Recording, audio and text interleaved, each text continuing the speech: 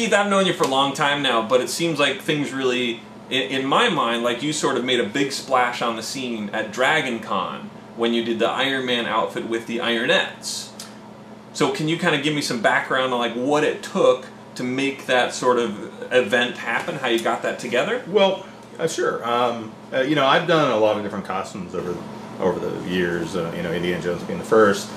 But so, you know, that, Wolverine, Cyclops, you know, the list is... Batman, you do Batman, a couple different Batmans. Yeah. When Iron Man came out, you know, I liked what I saw. I thought it was great. But, you know, obviously my first thought was, oh, it'd be kind of cool to do a Tony Stark, because I could never have armor. Right. No one has that. Yeah, well. And, but then I realized after, like, I think it was the first con, it might have been WonderCon or San Diego Comic-Con, there was a ton of guys running around in tank tops and tap lights, and some drawn in goatees, some not, but and that was their costume for Tony Stark. And after I saw that, I was like, yeah, I don't think I really want to do it, because it's being overdone. It's overdone, and it's not really done well. But right, yeah. It's just, I don't want to fall into that category. Right. You know, when something's just, there's too many of them. Sure. And I had a number of friends who kept telling me, no, you got to do it, you got to do it, you got to do it. And so it got to the point where I was like, all right, well, if I'm going to do it, I'm going to do it different. So went out, found a nice suit, and did a few things. And I went the suit route. And so the first year I did that, it went over really well. Which suit did you do, the Monaco suit? No, the first suit I did was the weapons demonstration. Okay. With the Ray-Ban sunglasses and that kind of thing. The very, very first year I did it was actually myself and Tally Smith, who is known as doing the pepper probably pots. the ultimate pepper pots. Yes, the quintessential pepper pots. And Tally's probably the one who probably leaned into me the most to do it. So we did that at San Diego Comic-Con, and Marvel loved it and went over extremely well. So then Dragon Con, we kind of rolled it out a little bit more, and I had a bunch of friends who were not costumers whatsoever, and we put them all in black suits with earpieces and security badges, and we just did almost like a flash mob at Dragon Con. We just popped in, showed up for about 30 minutes, took a bunch of pictures. People were trying to figure out whether we were real or not. Yeah. And then we left.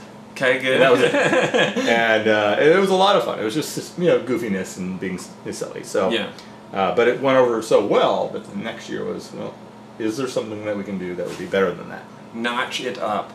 So after Iron Man 2, there was a couple of the girls that I knew expressed interest in doing the Ironettes, which, if you've seen Iron Man 2, were basically the cheerleaders for Tony Stark. The dancing girls, yes, if you will. Yes, so the red and gold. Yes. And so we started discussing the feasibility of doing this, and there had been probably one or two other girls that I'd seen do these costumes, and they had done them in ways where, you know, tap lights and other things, and they looked pretty good. But it was like, I think it could be done better. And so the idea for Dragon Con became this thing where we wanted to have, you know, at least 10 girls in actually identical costume. Basically had kind of the right look, and we would do this as a whole entourage. And so what we did was we put together, I don't know if you'd say a pattern, but a drawing of what we wanted, with a ton of every screen grab and media picture we could find. Yeah. And we went to a vendor, seamstress that I've worked with a number of times before, said we want to order this many costumes because we wanted everything to be identical. Yeah. Then became the thing of, all right, what about belts and buckles, and what are we going to do for boots, and how are we going to light the boots, and it became this quest for trying to make this ideal, almost near perfect costume as best as we could within the budget we had to work with. I ended up sculpting out the buckles and doing a lot of work on the belts, and so I made belts and buckles for everybody. And we ended up doing boot work where we drilled out the soles of the boots, and Ken the Elvis Trooper helped out in creating some special pieces so we could dial in the hand and chest lighting. Okay, wow. I had another electronics friend named Ed who helped with the power sourcing, everything. So basically we ended up with 14 girls that are near identical. So an awful lot of logistics, hard work, technical know-how, and process went into making that happen. Yeah, a lot of friends stepped up to help out with making it happen.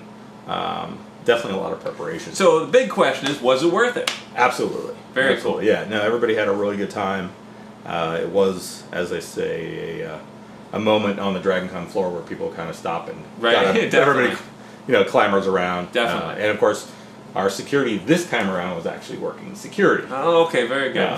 Because when you have 14 or 16 attractive women in little costumes, you want to make sure that they're not getting accosted or anything. So actually, it was very cool. It worked out really well, and got a lot of great photos, which I'm sure you'll see, and so definitely worth it. But anything it goes back. Anything worth doing is worth doing. Well, I guess